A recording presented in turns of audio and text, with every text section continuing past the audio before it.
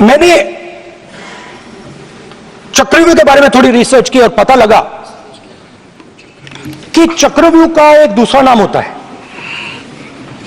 पद्मव्यूह, मतलब lotus formation. तो जो चक्रव्यूह होता है स्पीकर सर, वो लोटस के शेप में होता है, कमल के फूल के शेप में होता है। 21वीं सदी में सर एक नया चक्रव्यूह तैयार हुआ है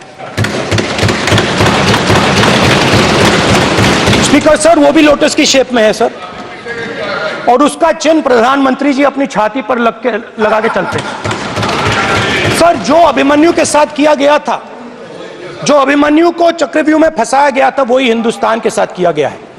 हिंदुस्तान के युवाओं के साथ, हिंदुस्तान के किसानों के साथ, हमारी माताओं बहनों के साथ, स्मॉल बिजनेसेस के साथ, मीडियम साइज बिजनेस के साथ। सर अभिमन्यु को 6 लोगों ने मारा था। उनके नाम द्रोणाचार्य, कर्ण, कृपाचार्य, कृतवर्मा, अश्वत्थामा और शकुनी।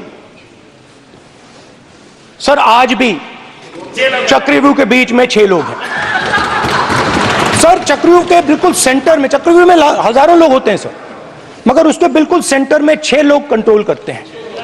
तो जैसे उस टाइम 6 लोग कंट्रोल करते थे, वैसे आज भी 6 लोग कंट्रोल कर रहे हैं चक्रव्यूह को। नरेंद्र मोदी जी, अमित शाह जी, मोहन भगवत जी, अजीत दोवल जी, अंबानी और अदानी जी कंट्रोल कर रहे हैं। प्लीज एक मिनट प्लीज। नहीं सर बोलने दीजिए। हाँ, आप बैठिए। माननीय सदस्य, आप संवैधानिक पद पर हैं। आपके कई माननीय सदस्यों ने यहां पर मुझे लिख कर दिया है कि जो माननीय सदस्य का सदस्य नहीं है उसका नाम नहीं लें। आपने लिख के दिया है। आपने क्या, आप उसकी पालना करना चाहते हो? स्पीकर सर गलत। मैं माननीय एक minute, hold on speaker sir, अगर आप चाहते हैं तो मैं एक मिनट मैं प्रतिपक्ष के नेता से ये तो अपेक्षा करूंगा सही कि वो सदन की नियम मर्यादा को बने, ये अपेक्षा करता हूं। आप चाहे नहीं करें, पर मैं अपेक्षा करता हूं। नहीं सर, मैं अगर आप चाहते हैं सर, मैं एनएसए का और अदानी और अंबानी का नाम इस लिस्ट से निकाल देता हूं। फिर माननीय सदस्य, आप अगर आप चाहते हैं सर। प्लीज, मैं नहीं चाहता। सदन के नियम प्रक्रियाओं से सदन चलता है। सर, अगर आप कहते हैं मैं निकाल देता हूं। नो मैं 3 नाम यूज करूं। नहीं माननीय सदस्य, नहीं कहा, और आप वीडियो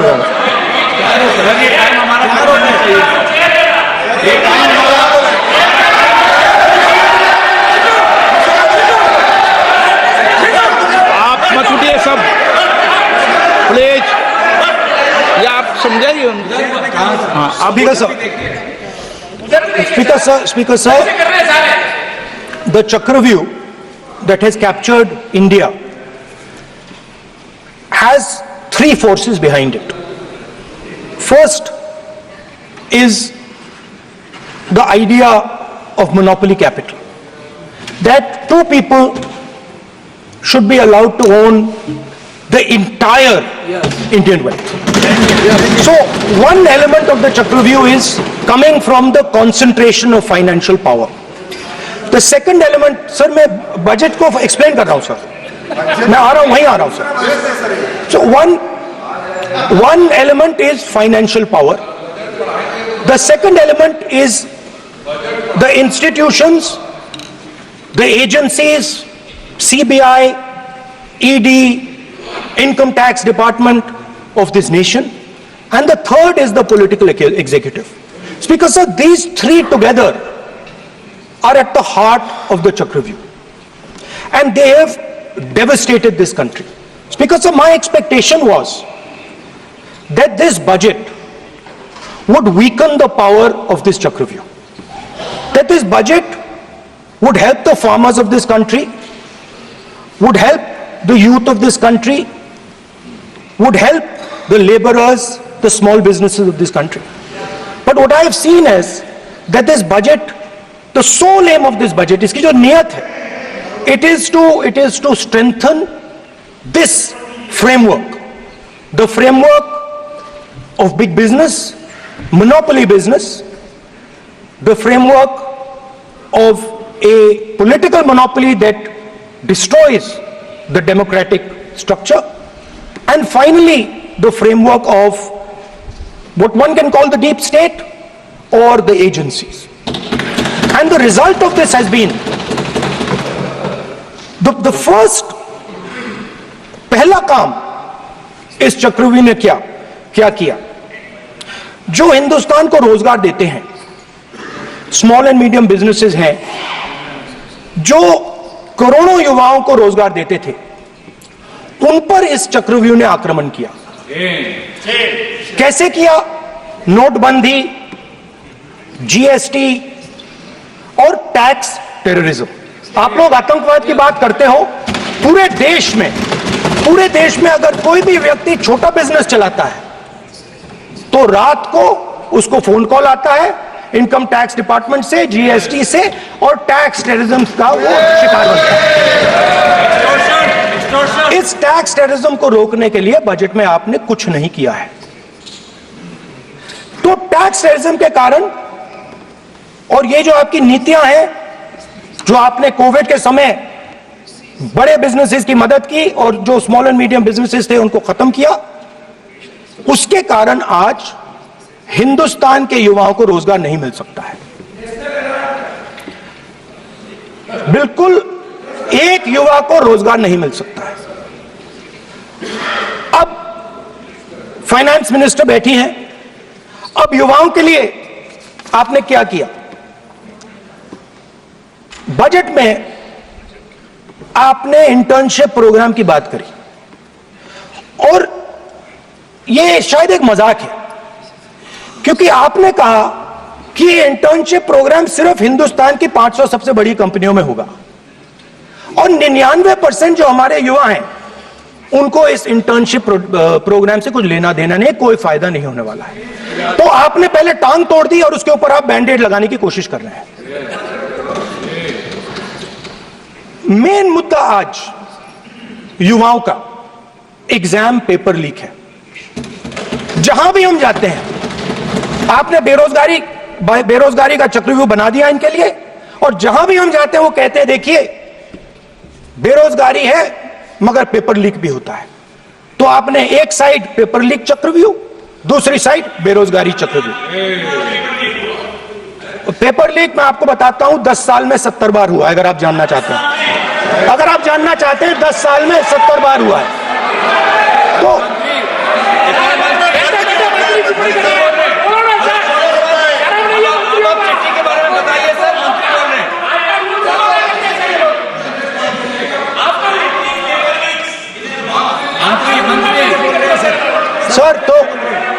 सर तो पेपर लीक के बारे में फाइनेंस मिनिस्टर ने बजट में एक शब्द नहीं कहा है।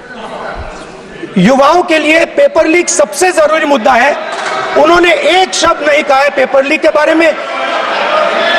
एक बार उन्होंने पेपर लीक नहीं कहा, और उल्टा जो एजुकेशन बजट में पैसा देना चाहिए था वो आपने 20 साल में सबसे कम पैसा दिया है। 2.5% of budget is gone to education. Sir दूसरी तरफ आपने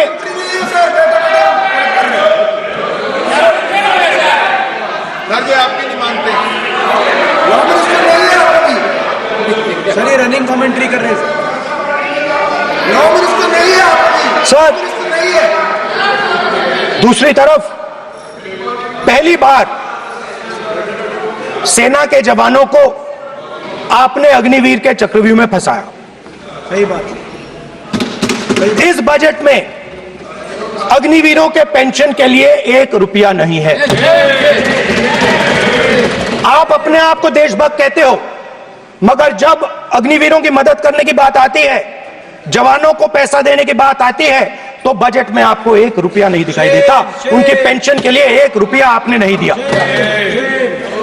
तो उनको आपने अग्निवीर के चक्रव्यूह में फंसाया। उसके बाद सर जो अन्नदाता हैं वो चक्रव्यूह से निकलने के लिए, आपके चक्रव्यूह से निकलने के लिए जो आपने बनाया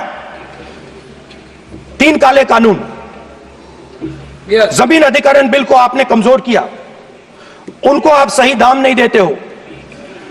इस चक्रव्यूह से निकलने के लिए उन्होंने आपसे सिर्फ एक चीज मांगी है, दो चीजें नहीं मांगी है, सिर्फ एक चीज मांगी है। उन्होंने कहा है कि हमें लीगल गारंटीड एमएसपी देगा। आपने उनको बॉर्डर पे बंद कर दिया, रोक दिया, आज तक रोड बंद है। आप उनसे बात करने को तैयार नहीं है। वो यहां आए, मुझसे मिलने आए, आप उनको अंदर नहीं आने दे रहे। माननीय सदस्य, आप सदन में असत्य नहीं कहे। आप वो सर, आप देखिए, एक मिनट, हाँ चलिए, चलो,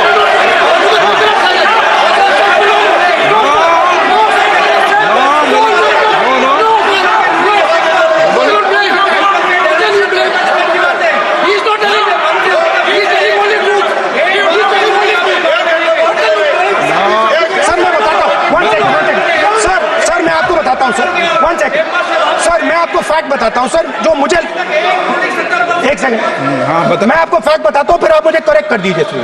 स्पीकर सर, फार्मर्स का डेलीगेशन नहीं सर, मैं आपको फैक्ट बताता हूं।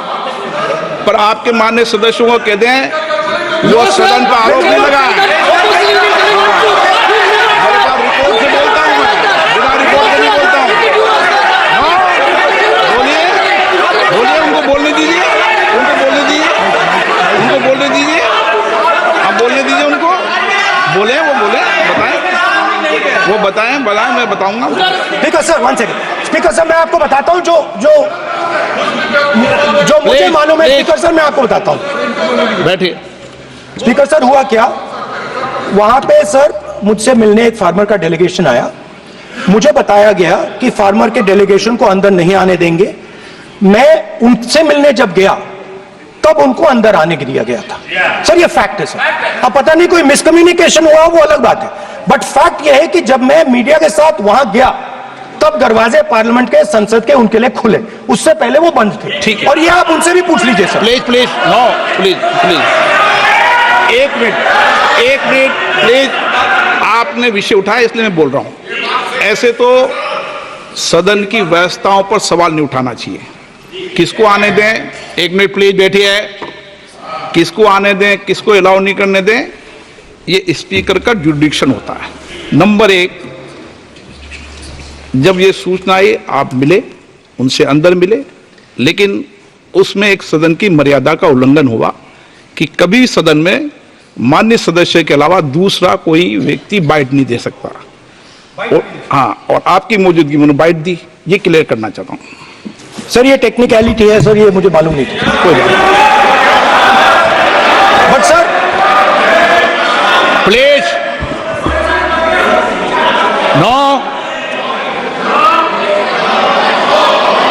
माननीय आप मत बोलिए, आपके नेता बोल रहे हैं। तो स्पीकर सर, महिला आरक्षण है तो ये आपको बेटे बेटे कमेंट्री सर, हम करने का चाहते अधिकारी थे। है। माननीय प्रतिपक्ष के नेता आपके बेटे बेटे सदस्य कमेंट्री कर रहे हैं, फिर वो कहते हैं कि लोग क्यों कमेंट्री कर रहे हैं। सर हम चाहते थे, हमारा एक्सपेक्टेशन था कि जो अन्नदाता है, जो सरकार से सिर्फ एक चीज मांग रहा है, लीगल गारंटीड एमएसपी, हमें लगता था कि ये कोई बड़ा काम नहीं है सर, ये इतना बड़ा काम नहीं है। हमें लगता था कि अगर सरकार बजट में इसका प्रोविजन कर देती, अगर बजट में इसका प्रोविजन कर देती, तो जो हमारे किसान हैं जो चक्रव्यूह में, आपके चक्रव्यूह में फंसे हैं, वो निकल पाते। ये हमारी थिंकिंग थी, मगर आपने नहीं किया। तो मैं यहां इंडिया गठबंधन के तरफ से गारंटी देता हूं कि हम ये काम करके दिखा देंगे। जो आपने अपने बजट में नहीं किया, वो मैं हिंदुस्तान के सब किसानों से कहना चाहता हूं, गारंटीड लीगल एमएसपी हम इस सदन में पास करके आपको देंगे। स्पीकर सर, जो मिडिल क्लास है सर, वो प्रधानमंत्री को, अच्छी बात बोल रहा हूं,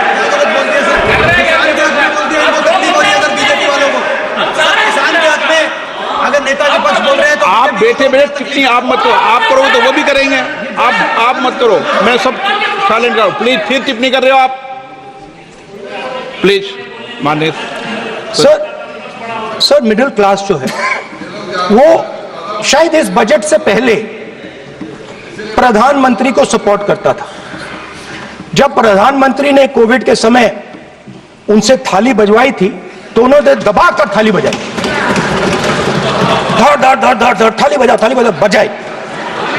हमें अजीब लगा, मगर प्रधानमंत्री ने मिडिल क्लास को ऑर्डर दिया तो मिडिल क्लास ने थाली बजाई। उसके बाद प्रधानमंत्री ने उसी मिडिल क्लास से कहा मोबाइल फोन की लाइट जलाओ, और मोबाइल फोन की लाइट जली। मिडिल क्लास ने, पूरे हिंदुस्तान में मिडिल क्लास ने मोबाइल फोन की लाइट जला दी। अब इस बजट में आपने उसी मिडिल क्लास के एक छुरा पीठ में मारा, दूसरा छुरा छाती में, एक इधर मारा और एक इधर मारा।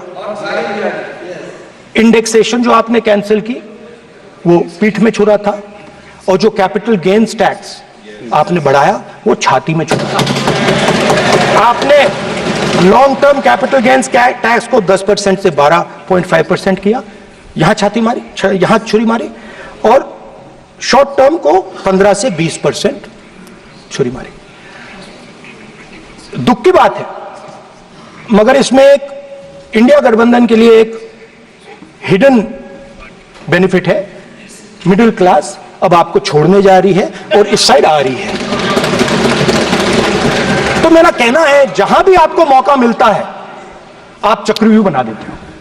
एक चांस मिलता है आप चक्रव्यूह बना देते हो। हम चक्रव्यूह तोड़ने का काम करते हैं। हमारे बजट में किसान का कर्जा माफ हुआ, चक्रव्यूह तोड़ा।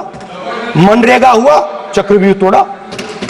तो हम चक्रव्यूह तोड़ने का काम करते हैं, आप चक्रव्यूह बनाने का काम करते हो। आप चाहते हो कि हिंदुस्तान छोटे छोटे खांचों में रहे,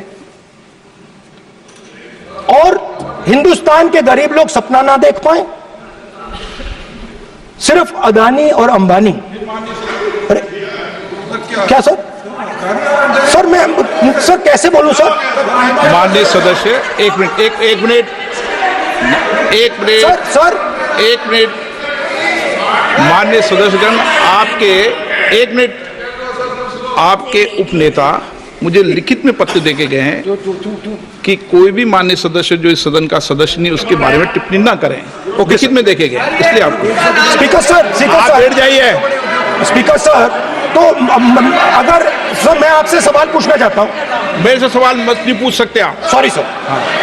सर तो सर मैं फिर मैं सर 3 और 4 कह देता हूं उनको। 3 और 4 ठीक है सर?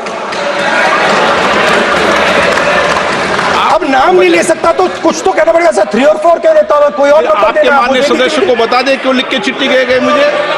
हरियाणा के पूर्व मुख्यमंत्री पर जब इस प्रकार के आक्रमण करते हैं, हरियाणा के पूर्व मुख्यमंत्री के संदर्भ पर हमको अपनी चिट्ठी भेजी।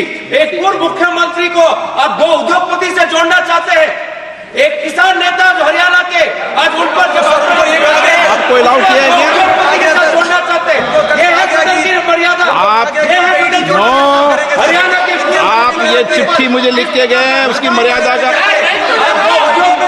ये आपको बोलने नहीं दे रहे, ये आपको बोलने दे रहे। आपसे मेरी ये अपेक्षा है, आपसे आप सदन, एक मिनट प्लीज, आप सदन के नेता, सदन के आप प्रतिपक्ष के नेता हैं। ये सदन की अपेक्षा रहती है कि हम सदन का डेकोरम, डिसिप्लिन और उसको बढ़ा के रखें। स्पीकर सर, इसलिए आप जो विषय रखें वो नियम प्रक्रिया में रखें। स्पीकर सर मगर मैं ये कैसे कहूं, इन लोगों के इनका इंडिकेशन कैसे दूं मैं सर? आप मुझे बता दीजिए सर, कोई दूसरा तरीका हो सर, नाम नहीं लेने हो तो कोई और तरीका दे दीजिए सर। अच्छा एक मिनट, आप ज्ञान मत बांटो उनको, वो ज्ञानी है। सर A1 A2 चलेगा सर? A1 A2 माननीय प्रतिपक्ष के नेता, मैं आपसे फिर अपेक्षा कर रहा हूं कि आप कम से कम नियम प्रक्रियाओं की पालना करेंगे। सदन में आप अब प्रतिपक्ष के नेता हैं, ये अपेक्षा। Sir PM is speaking, Home Minister speaking, you are not telling this. You are only advising LOP, sir. How can it be? How can it be, sir? How can it be? आप duty होना चाहिए, sir. आप duty होना चाहिए. आप duty होना चाहिए, sir. Speaker sir, मैं तो सबसे ये अपेक्षा, आप बैठ जाइए, आप किसने कहा प्लीज बैठिए। पॉइंट ऑफ ऑर्डर जानते हो पॉइंट ऑफ ऑर्डर क्या होता है? प्लीज बैठो, तुम्हारे नेता बोल रहे हैं point of order, please speaker sir, 1 minute please बैठिए। एक स्पीकर सर, सर ये जो लोग, ये दो लोग हैं सर, ये हिंदुस्तान के इंफ्रास्ट्रक्चर को, बिजनेस को कंट्रोल करते हैं सर। इनके पास एयरपोर्ट है, टेलीकॉम का सिस्टम है, अब पोर्ट्स हैं, अब रेलवेज में जा रहे हैं। सर हमें इतना बड़ा कॉन्ट्रैक्ट है, वो भी बोल दो सर। इनके पास राजस्थान वाला भी बोलो सर। इनके पास हिंदुस्तान का पूरा धन का मोनोपोली है सर।